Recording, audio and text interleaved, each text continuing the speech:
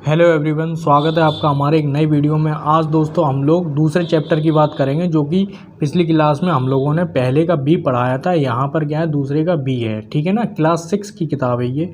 ठीक है, ये उत्तर प्रदेश परिषदीय बुक है, मतलब कि सरकारी बुक। ठीक है ना, उसी किताब से हम लोग पूरे चैप्टर पूरी किताब को हम लोग सॉल्व करेंगे। ठीक है, इसकी एक प्लेलिस्ट बनी हुई है दोस्तों, और आप जाकर वहाँ पर सीरियल वाइज देख सकते हैं। इसमें सबसे पहला क्वेश्चन देख लेते हैं। संख्या रेखा पर अंकित योग। संख्या रेखा, आपके पास किताब होगी, आपको रजिस्टर रखना है या कॉपी रखनी है और पेन रखना है। ठीक है ना, और सारे के सारे सवाल सॉल्व करेंगे हम लोग। तो इसमें सबसे पहला क्या है, संख्या रेखा पर अंकित योग तथ्यों को लिखिए। अब यहाँ पे जो तथ्य बन रहे हैं ये आपके सामने एक चित्र टाइप का है, जो पहला है और सवाल और दूसरा है। तो यहाँ पर जो आपके सामने जो चित्र बन रहा है, ठीक है ना, इसमें हम लोगों को क्या करना है, वो जो तथ्य हैं वो लिखने हैं। ठीक है ना, तो यहाँ पर 0 से शुरुआत हो रही है और 9 तक जा रहा है। ठीक है ना, इसका मतलब क्या है, यहाँ से लेकर यहाँ तक टोटल 9 है। ठीक है ना, टोटल का मतलब है योग, टोटल का मतलब है योग। ठीक है, बराबर के बाद हम लोग लगाएंगे योग। ठीक है, तो कैसे करेंगे हम लोग, देखिए दोस्तों, यहाँ पर सीधा सा सिस्टम है कि यहाँ पर 1 2 3 4, ठीक है, 1 2 3 4, और यहाँ से 1 2 3 4 5। ठीक है ना, यहाँ से नहीं गिनेंगे। अब जैसे हमने 0 से नहीं गिना तो यहाँ आगे वाले से गिनेंगे, 1 2 3 4। ठीक है ना, तो यहाँ पे 4 अलग हो गया। ठीक है, अब यहीं 4 से ही शुरुआत हो रही है, 1 2 3 4 5। ठीक है ना, तो यहाँ पर 5 है, यहाँ पर क्या है 4 है, यहाँ पर क्या है 5 है। 4 और 5 मिलकर बनते हैं 9, इसीलिए ये ऊपर वाली लाइन जो जा रही है वो 9 पे जा रही है। ठीक है ना, तो इतने को जोड़ लो और इतने को जोड़ लो तो आ जाएगा टोटल। ठीक है ना, तो पहला क्या है, 4 प्लस 5, 4 प्लस 5 बराबर 9। यही आपका आंसर हो जाएगा। ठीक है ना, पहले का पहला। ठीक है, अब यहाँ पर दूसरा देख लेते हैं। दूसरे में क्या हो रहा है कि टोटल क्या है 11। यहाँ पर आपने देख लिया पूरा टोटल आ रहा है 11। अब किस तरीके से संख्याएं लिखेंगे, 1 2 3 4 5। यहाँ तक क्या है 5 है, आगे वाला नंबर लेंगे फिर से, 1 2 3 4 5 6, यानी कि 5 और 6 मिलकर बनते हैं 11। इसीलिए ये जो लाइन पूरी गई है वो 11 पे गई है। ठीक है ना, तो 5, दूसरा सवाल है 5 प्लस 6 बराबर 11। यही आपका आंसर हो जाएगा। इसमें दूसरा सवाल देख लेते हैं। अब यहाँ पर पेज फंस रहा है कि यहाँ पर हम लोगों को एक चित्र बनाना पड़ेगा। तो चित्र बनाने के लिए क्या करेंगे, सबसे पहले हम लोग देखेंगे यहाँ पर तथ्य कौन कौन से हैं। निम्नांकित तथ्यों को संख्या रेखा पर लिखिए। ठीक है ना, अब हम लोगों को संख्या रेखा बनानी है इसी तरीके से, जिस तरीके से ये है। हम लोगों को तथ्य पता है, यहाँ पर इस तरीके से लिखना है। ठीक है, तो हम लोगों को सबसे पहले देखना है और समझना है कि ये संख्या रेखा तथ्य कौन कौन से हैं। दूसरे का पहला, ठीक है, यहाँ पर 5 प्लस 4 बराबर 9। ठीक है, अब इसको हम लोगों को तथ्यों में, चित्र में संख्या रेखा पर में बदलना है तथ्यों को। ठीक है, तो यहाँ पर हम लोग एक संख्या रेखा बना देते हैं। आप पटरी से बना लीजिए, मैंने हाथ से बना दिया। ठीक है, तो इस तरीके से हम लोग एक तीर लगा देंगे। ठीक है, अब क्या था, ये टोटल क्या है 9, तो इसका मतलब ये है यहाँ पर जो है, यहाँ से जो शुरुआत होगी या यहाँ से शुरुआत होगी, इतना आप छोड़ना चाहें तो छोड़ दीजिए, शुरुआत यहाँ ही से करना चाहें तो यहीं से कर दीजिए। तो यहाँ से शुरुआत होगी, वो किससे होगी, 0 से। याद रखना दोस्तों, 0 से शुरुआत होगी। तो ये टोटल जो है वो टोटल तक जाएगा, यानी कि एक ये हो गया। कहने का मतलब ये है कि जितना अगर हम लोगों को 9 लाना है तो एक, यानी कि हम लोगों को 10 टिक मारने हैं। ठीक है ना, पहला टिक हो गया। ठीक है ना, अगर हम लोगों को 9 लिखना है तो यहाँ पर हम लोगों को क्या करना है कि 1 2 3 4 5 6 7 8 और 9। आप आगे भी बढ़ा सकते हैं, कोई फ़र्क नहीं पड़ता इनसे। ठीक है, क्योंकि हम लोगों को 9 ही तक काम है।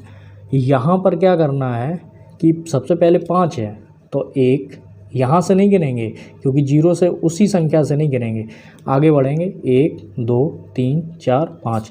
तो यहाँ पे 0 से लेके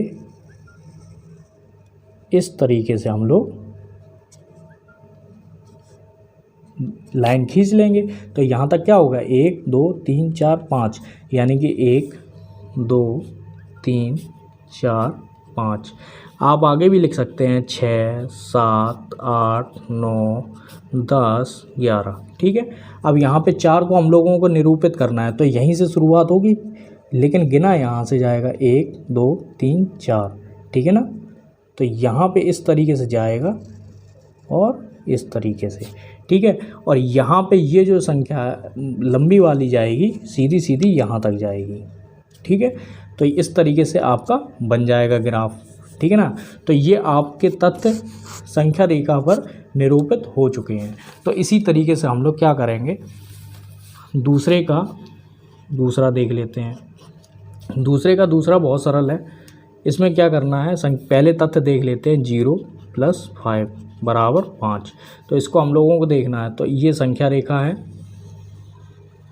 इस तरीके से हम लोग तीर कर देंगे। यहाँ से हम लोग क्या करेंगे, 0 से शुरुआत करेंगे। 0 1 2 3 4 5, आप बढ़ा सकते हैं कितने भी, ठीक है, लेकिन हम लोग 5 तक लेंगे।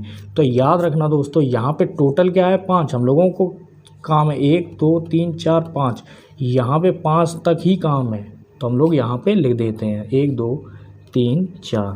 ठीक है, तो यहाँ पे 0 है तो 0 से ही शुरुआत होगी, 0 है तो 0 से ही शुरुआत होगी, और यहाँ पर जाएगा सीधे 5, क्योंकि ये 0 से शुरुआत हुई और यहाँ पे ये 5 पूरा हो गया, टोटल 5 हो गया, बस ये आपका आंसर हो गया।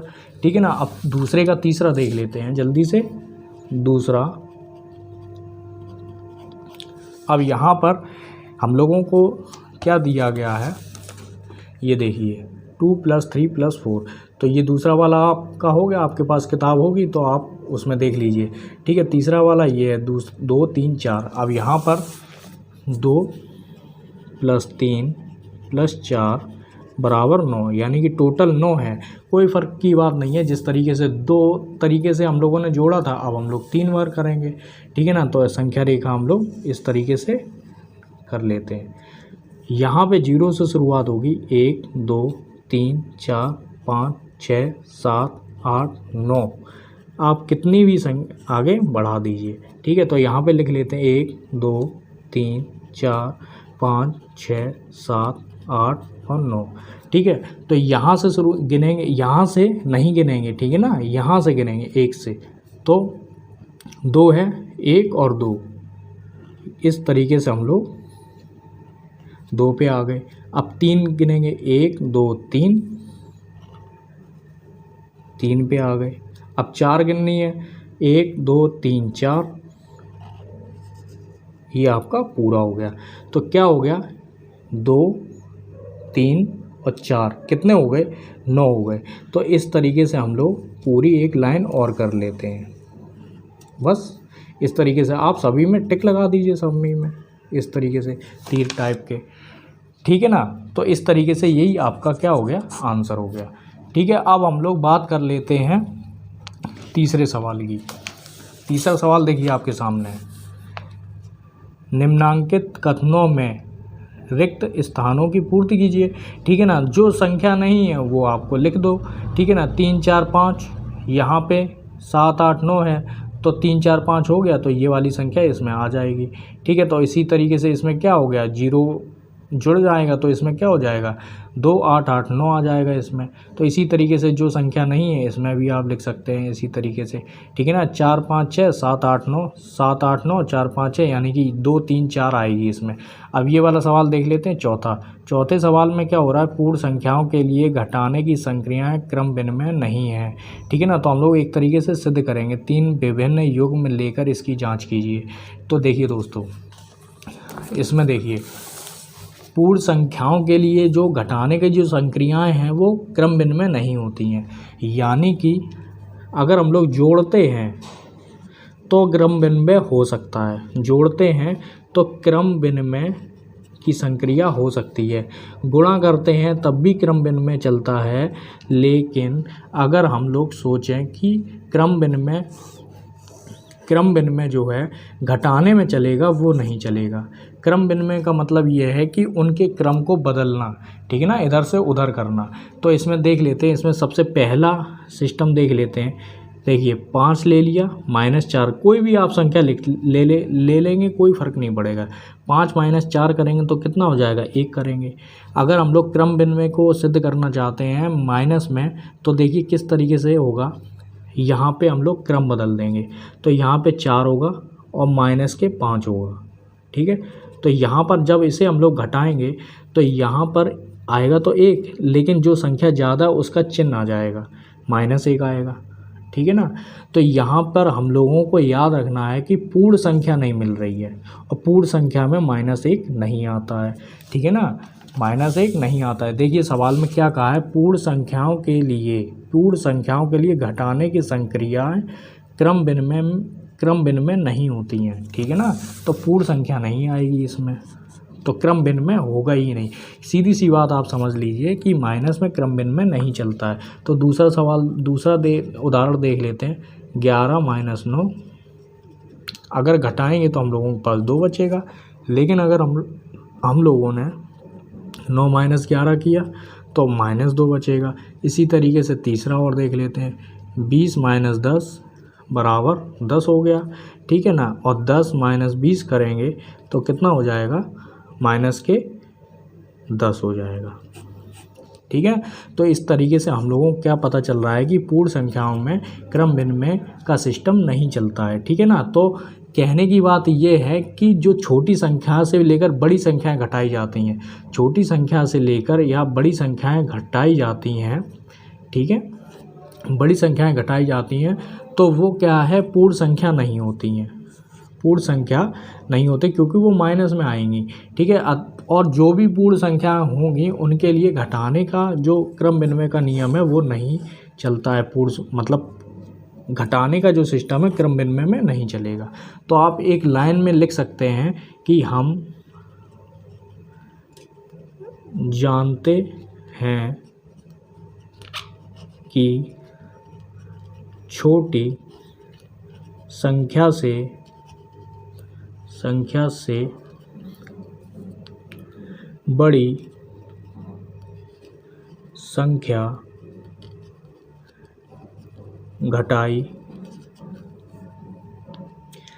जाए तो पूर्ण संख्या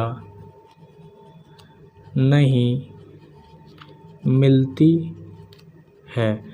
क्रम विनिमय में क्या है कि पूर्ण संख्या मिलना बहुत ज़रूरी है।